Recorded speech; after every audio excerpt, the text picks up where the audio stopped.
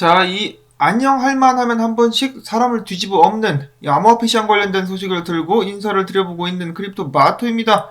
자, 일단 오늘 미국 증시 딱 확인을 해보시면 아시겠지만은 떡락하고 있습니다. 심각하게 떨어지고 있는 미국 증시. 다우 마이너스 1.65, S&P 500 2.45, 나스닥 2.87 등등 녹습니다. 녹아 입안에서 사르르 녹고 있는 미국 증시.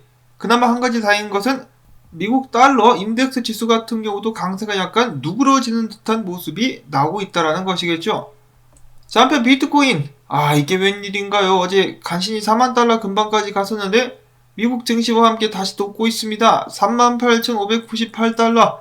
행복한 주말을 선사해 줄 알았더니 사탕을 줬다가 다시 도로 뺏어가고 있는 비트코인. 정말 답답합니다. 답답해요. 자, 이런 상황 속에서 어떤 일이 일어나고 있는지 오늘도 한 번씩 쫙 돌아보도록 하겠는데요. 첫 번째로는 미국에서 인플레이션 압력을 측정할 때 주로 활용되는 지표인 근원 개인 소비 지출 물가가 3월에 전년 대비 5.2% 상승한 것으로 드러났다고 합니다. 자, 2월 같은 경우 전년 대비 5.3%였었는데요. 0.1% 줄긴 했었으나 여전히 굉장히 높은 수치여가지고 연준으로 하여금 다음 주에 있을 FOMC 미팅에서 0.5포인트 금리 인상을 단행하게 할 것이라는 전망이 나왔었습니다. 자, 0.5포인트 정말로 올리는지 다음 주에 지켜보도록 하겠고요. 다음으로는 러시아 중앙은행이 러시아 정부와 이견을 맺고 있다고 합니다. 자, 러시아 정부 측에서는 지금 러시아의 법정화폐인 루블을 금이라든지 다른 자산에 연동시키는 근본위제에 대해서 생각해보고 있다고 이야기를 했었는데, 여기에 대해서 러시아 중앙은행이 일 없다라고 하면서 반대 입장을 들고 나온 것이죠. 러시아 입장에서 가장 바라는 것 중에 하나가 달러를 견제하는 것인데요. 달러를 견제하는 가장 좋은 방법은 바로 근본위제가 도입된 통화가 등장하는 것입니다. 그렇게 됐을 경우 달러가 큰 타격을 받을 수밖에 없을 것인데, 일단 러시아 중앙은행 같은 경우는 이를 반대하고 있다라고 합니다. 국가별 금 보유량을 봤을 때 근본위제 통화를 들고 나올 수 있는 가능성을 가장 많이 가지고 있는 국가가 러시아랑 중국이죠. 자, 과연 언젠가는 근본위제가 도입된 통화가 나올 수 있을 것인지 지켜보도록 하시고, 자, 그 다음에 스위스 중앙은행 총재도 이제 오도방정을 떨면서 비트코인은 준비통화 요건에 부합하지 않는다라고 비트코인을 일축하기도 했었다라고 합니다. 언제나 그렇듯이 우리가 찍어낸 통화만 써야 된다라고 주장하고 있는 중앙은행들. 반면에 스위스 국립은행 총재 같은 경우는 이렇게 이야기를 했어요. 자, 지금은 우리가 이 국립은행이 비트코인 매입에 관심을 가지고 있지는 않지만은 어느 시점이 된다? 그리고 비트코인 보유에 참여할 수 있을 만한 이유가 있다. 그러면은 우리는 비트코인을 언제든지 매입할 수 있다. 비트코인 매입 자체는 우리에게 문제가 되지 않는다.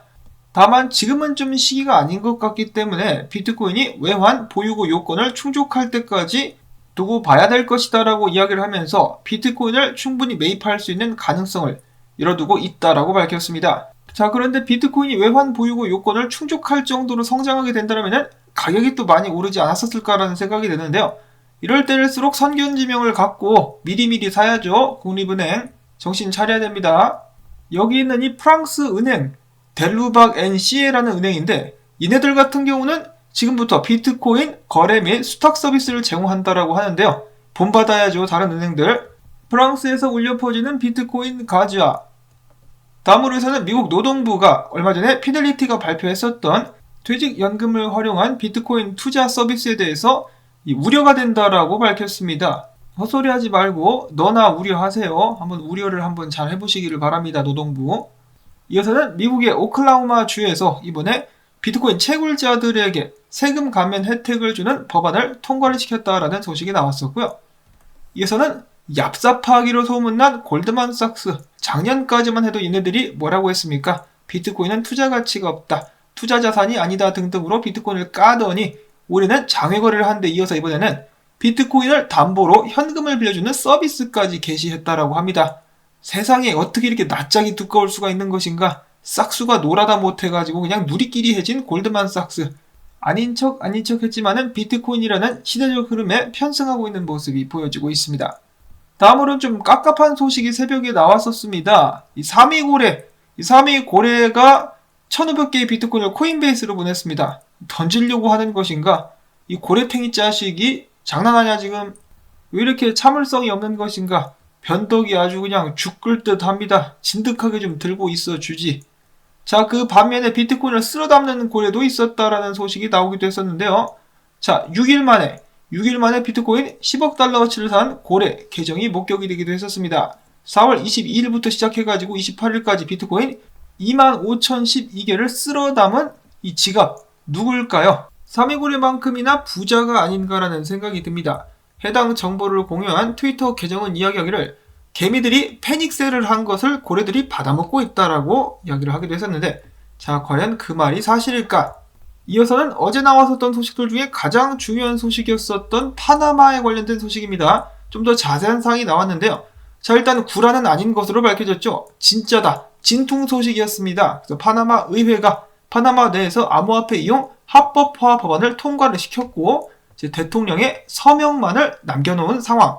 근데 만장일치로 통과가 됐기 때문에 어렵지 않게 서명까지 이루어지게 될 수 있지 않을까라고 생각을 해볼 수가 있겠는데, 자, 이런 식으로다가 법적 지위를 얻게 되면은 암호화폐 결제 이용이 미국 점포뿐만 아니라 세금 등 지불에서도 이용 가능하게 될 것이라고 합니다. 그리고 세금이 없다라고 했어요. 세금이 없는 상태에서 화폐처럼 사용이 가능하게 될 것인데, 자, 여기서 차이가 있다라고 합니다. 엘살바도르처럼 법정 화폐를 지정을 해버리면은 소매점들이 당연히 의무적으로다가 비트코인 결제를 받아줘야 되는데, 파나마 법안 같은 경우는 소매점에서 선택을 할 수 있다라고 하죠. 비트코인을 받을지 말지 선택을 할 수 있게 된다라고 합니다. 그래서 저 같은 경우는 이 파나마 법안이 좀 더 좋은 것 같습니다. 강제성이 없으니까 자유롭게 비트코인 채택을 할지 말지를 결정할 수 있어야 되겠죠. 자, 아무튼 이런 식으로다가 비트코인을 도입하는 나라들의 숫자가 더욱더 많이 늘어날 수 있기를 바라보면서 분석으로 넘어가 보도록 하겠습니다.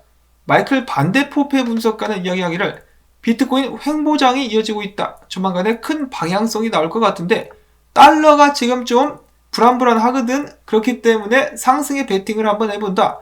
주요 저항 구간은 43,300달러에서 46,600달러 뚫어야만 위로 갈 수 있을 것이다 라고 이야기를 했습니다. 한편 달러 같은 경우 주요 저항에 맞고 지금 살짝 기가 꺾이고 있는 듯한 모습이 보여지고 있는데, 이런 식으로 한번 훅 떨굴 수 있기를 바라봅니다. 과거 이렇게 떨굴 때마다 비트코인 불장이 시작됐었거든요. 2017년도, 2020년도 불장을 위해서 미국 달러가 훅 꺾일 수 있기를 바라보는데, 이번에는 금리 인상이 나올 수 있기 때문에 그 여파로 인한 달러의 지속적인 상승도 절대로 배제할 수는 없는 상황입니다. 위로 올라가 버리면은 비트코인과 미국 증시들은 더욱더 고통받게 되지 않을까? 그 가능성을 절대로 배제할 수는 없겠고, 다음으로는 비트코인 월봉인데 월봉에서 RSI가 위로 뚫었다가 지금 다시 내려왔습니다. 부디 다시 힘을 내가지고 위로 상승할 수 있기를 바라봅니다. 다음으로 로만이라는 분석가 같은 경우는, 자, 비트코인 RSI와 맥드를 봤을 때 불리시 다이버전스가 보여지고 있다. 그래서 이런 식으로다가 어제 잠깐 이야기가 되었었던 주요 지지 구간인 38,000달러대까지 비트코인이 내려와서 쌍바닥을 찍은 후에 상승하는 시나리오가 나올 수 있지 않겠느냐라는 기대감을 갖기도 했었는데요. 그 반면에 케일리오 분석가 같은 경우는 그런 거 없다. 비트코인 그냥 골로 간다라고 이야기를 하고 있습니다. 자, 과연 다음 주에 어떤 움직임이 나오게 될 것인가? 전 세계가 비트코인에 대해서 주목을 해보고 있습니다. 이어서는 기타 소식들 보도록 하겠는데요. 미국 의원들, 양당 의원들이 힘을 합쳐가지고 SEC가 아니라 CFTC가 암호화폐 현물 시장을 감독할 수 있는 법안을 제안했다라고 합니다. SEC를 타도해야만 하겠습니다. 공공의 적 SEC, 물러나라 이 자식들아. 다음으로는 짐 크레이머, 유명 CNBC 매드머니 진행자인데요. 자, 이 양반이 최근에 본인은 이더리움 신도이며 이더리움이 앞으로 35% 상승할 것이다 라고 이야기를 했는데, 암호화폐 커뮤니티는 이를 전혀 반기지 않고 오히려 두려워하고 있다고 합니다. 왜냐? 크레이머의 저주, 과거 톰리나 브라이언 켈리처럼 이야기하면 반대로 간다라는 것이죠. 자, 예를 들어서 올해 초에 짐 크레이머는 가장 주목해서 봐야 할 주식 종목 7개를 딱 찍어냈다라고 합니다. 넷플릭스부터 시작해가지고 테슬라까지. 근데 지금까지 성적을 보면 아작났죠. 아작났습니다. 그나마 테슬라가 선방을 해주고 있고 나머지는 그냥 전부 다 나가 자빠지고 있는 상황인데, 이런 상황에서 그가 이더리움의 상승을 예측을 했다? 반대로 간다 이거죠. 큰일 났다. 짐 크레이머의 저주다 라고 하면서 사람들이 와들와들 떨고 있는 상황.